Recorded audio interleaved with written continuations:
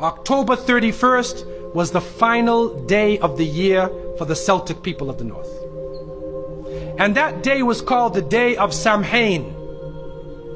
And this individual, wal-iyadhu billah, was supposed to be their god of the spirits of the dead, of evil again. And according to their belief, the evil spirits would rise to the surface and would terrorize people on that evening.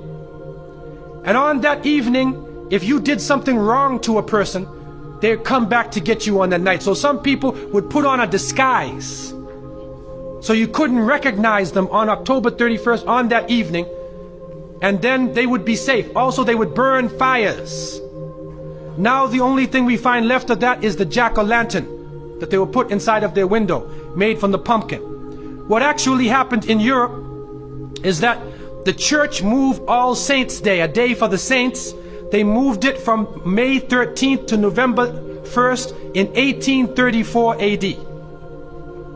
And so what they said was that the 31st night is All Hallows Evening. All Hallows Evening, which in America later became known as Halloween.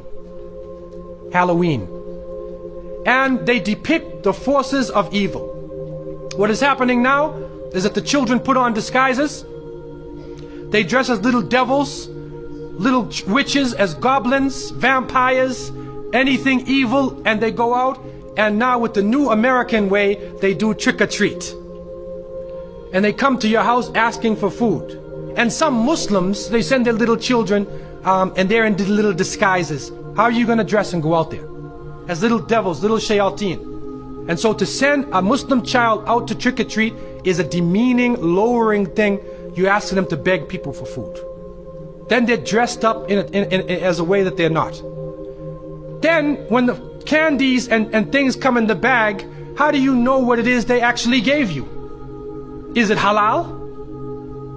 Most of the candies today are made with gelatin, with glycerin. They're made with pork products. And what is also happening is that there are some evil, wicked-minded people who are attacking children on that night. And there are literally groups of Satanists who are capturing children, sacrificing the child on that evening of Samhain, supposedly to get more spiritual power. It's happening right now. And so from so many angles, Muslims should have nothing to do with Halloween. And it is important for Muslims to have basira, that they should have the insight to look through affairs and do not just blindly follow. The Prophet, peace be upon him, said, you will follow them. You will follow the people who came before you inch by inch, foot by foot. Even if they crawl into the hole of a lizard, you crawl inside there with them. And then they said, who are these people? Are they the Christians and the Jews? And the Prophet, peace be upon him, said, who else? And so it has come to pass. And you can't Islamicize these occasions. You can't use Arabic names and Islamic symbols to make it halal. And secondly, it is important for Muslims to cherish their own holidays. When the Eid al-Fitr comes, take the day off. There are some Muslims who go to work on Eid. They go to Eid prayer and they go to work. So what happens to your children? They don't have a chance to relax and enjoy themselves. Organize an activity. Bring their families together. Eat together. Do things together. Remember Allah subhanahu wa ta'ala together. Make it a happy occasion for them. They will remember their Eids. Eid al-Fitr, Eid al-Adha.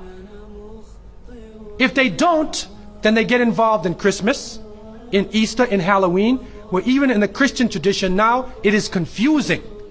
And many of the Christians now, Seventh-day Adventists, Jehovah's Witnesses, and many people are taking a stand. And they're saying, we do not want to follow the pagan religion.